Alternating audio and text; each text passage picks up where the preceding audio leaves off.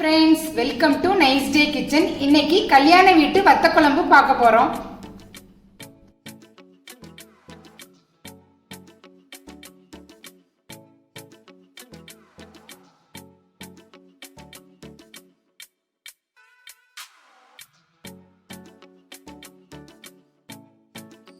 தேவையான பொருட்கள்: பூண்டு 5, புளி தேவையான அளவு, குழம்பு மிளகாய் தூள் 2 டீஸ்பூன், கடுகு, ஜீரகம், வெந்தயம் தேவையான அளவு, கருவேப்பிலை தேவையான அளவு, நாட்டு சர்க்கரை 1 டீஸ்பூன், தக்காளி பழம் 3, சுண்ட வத்தல் 2 டீஸ்பூன், மஞ்சள் தூள் 1/2 டீஸ்பூன், பெரிய வெங்காயம் 2. தக்காளி பழத்தை இப்படி அரைச்சு வச்சுக்கோங்க. ஸ்டவ்ல இதே மாதிரி ஒரு பாத்திரம் வச்சுக்கோங்க. நல்லா சூடாகட்டும். சூடாயிடுச்சு. நல்லெண்ணெய் ஊத்திக்கலாம் தேவையான அளவு.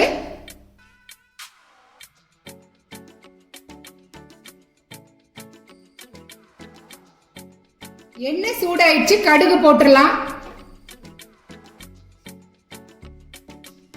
ஜீரகம், வெந்தயம், வெங்காயம், கருவேப்பிலை நல்லா மிக்ஸ் பண்ணி விடுங்க. நெக்ஸ்ட் சுண்டக்காய் வத்தல்,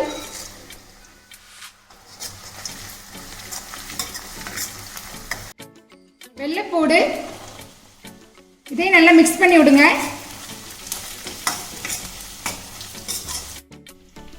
கல் உப்பு தேவையான அளவு. பூண்டு நல்லா ப்ரௌன் ஆகட்டும். வெள்ளைப்பூடு நல்லா ப்ரௌன் ஆயிடுச்சு. குழம்பு மிளகாய் தூள் போட்டுடலாம். மஞ்சள் தூள்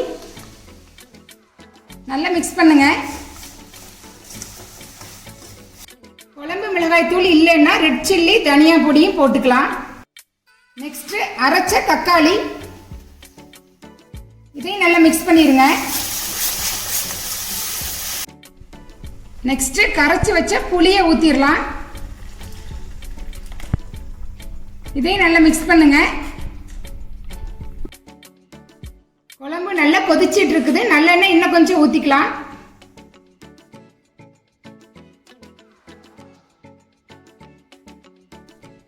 நல்லெண்ணெய் நிறைய ஊத்துனாதான் குழம்பு டேஸ்டா இருக்கும். 1 மாசம் வரைக்கும் கெடாம இருக்கும். லாஸ்ட் நாட்டு சர்க்கரை போட்டுக்கலாம் 1/2 டீஸ்பூன். இதையும் நல்லா மிக்ஸ் பண்ணி விடுங்க. குழம்பு நல்லா கொதிக்கட்டும். எண்ணெய் பிரிஞ்சு வரணும். குழம்பு எண்ணெய் பிரிஞ்சு வந்துருச்சு. குழம்பு ரெடி ஆயிடுச்சு. ஸ்டவ் ஆஃப் பண்ணிடலாம். இந்த குழம்புல தேங்காய் சேர்க்கல. பாட்டில்ல ஸ்டோர் பண்ணி ஃப்ரிட்ஜில் வச்சுக்கோங்க. 1 மாசம் வரைக்கும் கெடாது.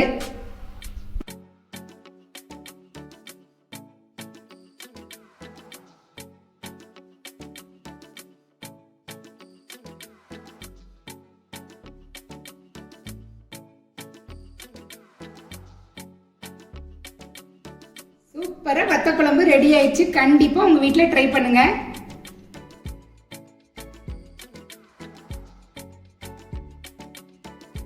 இந்த வீடியோ பிடிச்சிருந்தா லைக் பண்ணுங்க, ஷேர் பண்ணுங்க, மறக்காம சப்ஸ்கிரைப் பண்ணுங்க. பக்கத்தில் இருக்கிற பெல் பட்டனை கிளிக் பண்ணிருங்க. அப்பதான் நான் போடுற வீடியோவோட நோட்டிஃபிகேஷன்லாம் உங்களுக்கு வரும். டேஸ்டான சமையலோட அடுத்த வீடியோவில் மீட் பண்ணலாம். தேங்க்ஸ் ஃபார் வாட்சிங்.